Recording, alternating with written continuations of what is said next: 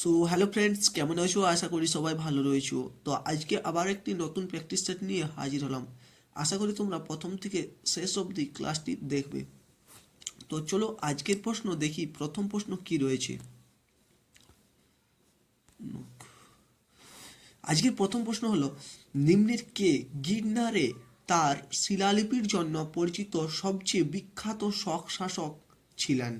ঠিক আছে, নিম্নের কে গিরনারে তার শিলালিপির জন্য পরিচিত সবচেয়ে বিখ্যাত শক শাসক ছিলেন, হ্যাঁ না? তো চলো ফ্রেন্ডস উত্তর করো এটির পারলে। এটির ফ্রেন্ডস উত্তর হয়ে যাবে অপশন ডি। ঠিক আছে, রুদ্রদমন। উত্তর হয়ে যাবে রুদ্রদমন। চলো পরের প্রশ্ন দেখি। 1906 সালে প্রতিষ্ঠিত অল ইন্ডিয়া মুসলিম লীগের প্রথম সভাপতি কে ছিলেন? চলো ফ্রেন্ডস উত্তর করো পারলে এটির। ফ্রেন্ডস উত্তর হয়ে যাবে অপশন নাম্বার টু, হ্যাঁ না, আগা খান তৃতীয়। এটি হবে এর উত্তর। ঠিক আছে, চলো পরের প্রশ্ন দেখি। প্রশ্ন নম্বর, আচ্ছা এটার কিছু এক্সট্রা ডিটেলস দেওয়া আছে। ঠিক আছে, চলো দেখি তা কি রয়েছে। 30শে ডিসেম্বর 1906 সালে এই মুসলিম লীগ কিন্তু প্রতিষ্ঠিত হয়, হ্যাঁ না। স্থান কোথায় হয়েছিল? বাংলাদেশের ঢাকাতে। নেতৃত্বে কার নেতৃত্বে হয়েছিল মুসলিম লীগ? এই নওয়াব সালিমুল্লাহ খান এর নেতৃত্বে মুসলিম লীগ কিন্তু প্রতিষ্ঠিত হয়েছিল 1906 সালের 30শে ডিসেম্বর বাংলাদেশের ঢাকাতে। বর্তমানে এখন বাংলাদেশ রয়েছে না স্যার, ঢাকাতে। ঠিক আছে, তো চলো তারপর দেখি কি রয়েছে। বঙ্গভঙ্গ, হ্যাঁ আবার বঙ্গভঙ্গই কিন্তু 1905 হয়েছিল বঙ্গভঙ্গ। ঠিক আছে, বঙ্গভঙ্গ মনে রাখবে যে 1905 হয়েছিল। ঠিক আছে, তো চলো পরের প্রশ্ন দেখি। প্রশ্ন নম্বর 3, আলী আয়ে লিগাং বসন্ত উৎসব ফাগুন মাসের প্রথম বুধবার ভারতের কোন রাজ্যে পালিত হয়? এই ধরনের মানে বিভিন্ন রাজ্যের যে উৎসব থাকে না, ফেস্টিভ্যালগুলো, সেগুলো কিন্তু এসএসসি জিডির জন্য খুবই কিন্তু গুরুত্বপূর্ণ হয়ে থাকে। ঠিক আছে, এইগুলো থেকে প্রশ্ন আসেই আসে প্রত্যেকবারে। ঠিক আছে, তো এবারও আসবেই।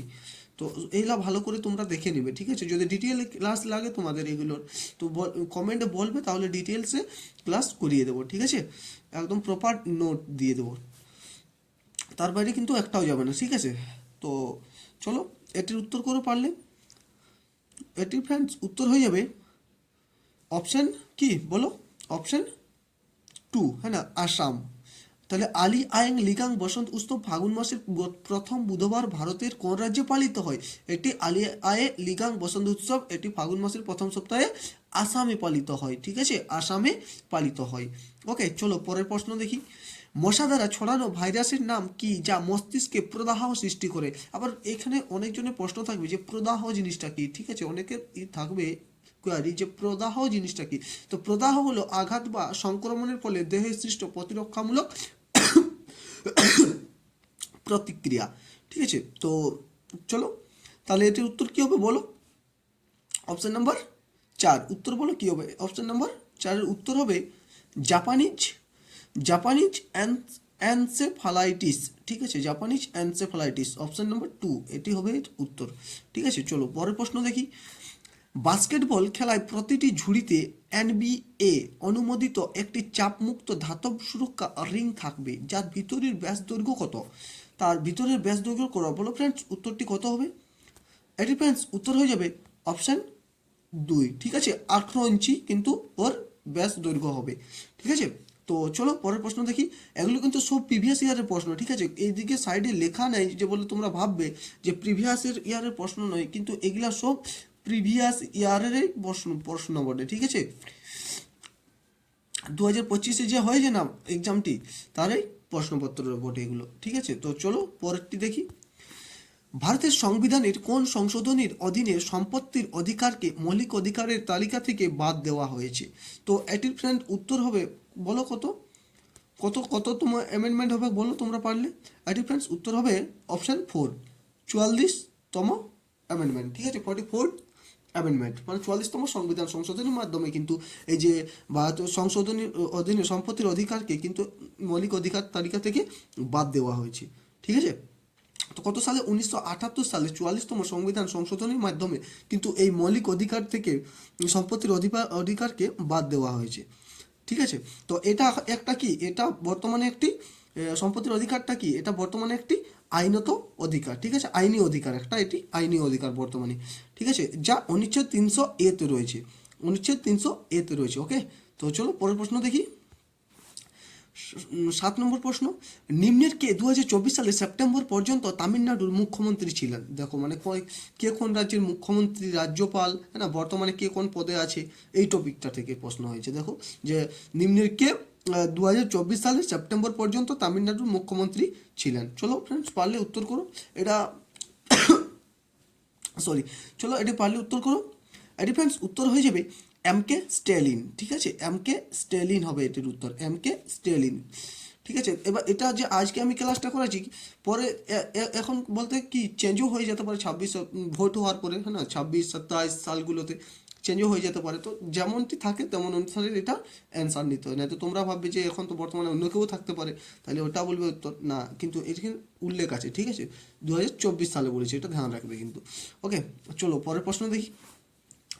নিম্নলিখিতদের মধ্যে কে 2024 সালের জুন মাসে উপজাতি বিষয়ক মন্ত্রী হিসেবে নিযুক্ত হন? চলো ফ্রেন্ডস পারলে এটির উত্তর করো।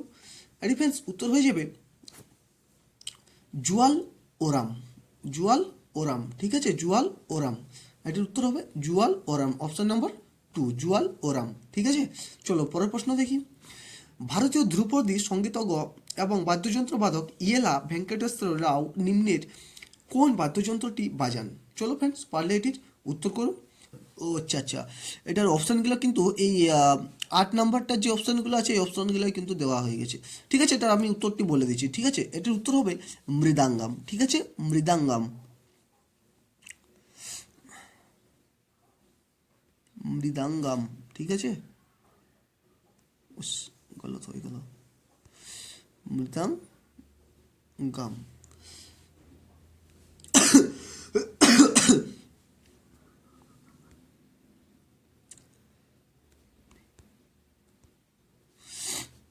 মৃদাঙ্গাম,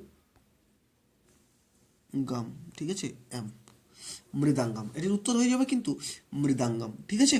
চলো পরের প্রশ্ন দেখি, প্রশ্ন নম্বর কত, 10, ঠিক আছে, কি রয়েছে? নিম্নলিখিত কোনটি ভারতের কোনো রাজ্যপালের ক্ষমতার মধ্যে পড়ে না? এইগুলো যে 4টা অপশন আছে, এই 4টা অপশন মধ্যে কোনটা মতলব কি রাজ্যপালের ক্ষমতার মধ্যে পড়ে না? বাধ্যতামূলক ক্ষমতা, বিবেচনামূলক ক্ষমতা, নির্বাহী ক্ষমতা, না আইন প্রণয়ন ক্ষমতা? বলো ফ্রেন্ডস কোনটি হবে এটির উত্তর? এটির উত্তর হয়ে যাবে কিন্তু অপশান নাম্বার এ, বাধ্যতামূলক ক্ষমতা, যেটাকে বলে ওবলিং অবলেক্টরি পাওয়ার।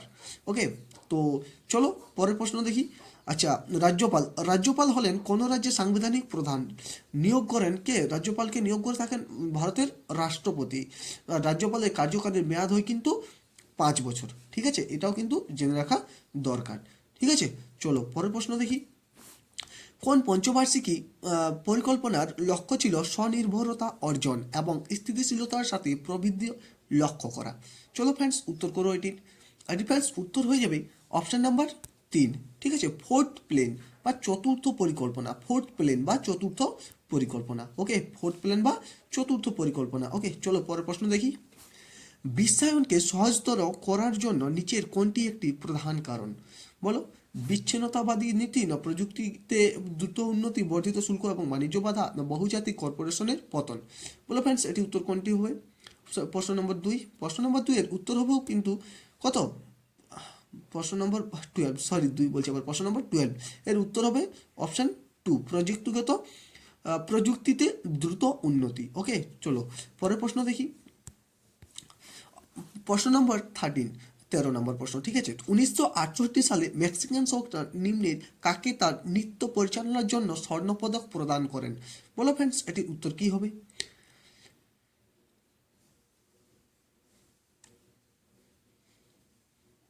এটির ফ্রেন্ডস উত্তর হয়ে যাবে অপশন নাম্বার 4, মৃণালিনী, হ্যাঁ না, মৃণালিনী সারাওয়েল, মৃণালিনী সারাওয়েল, ঠিক আছে। চলো পরের প্রশ্ন দেখি।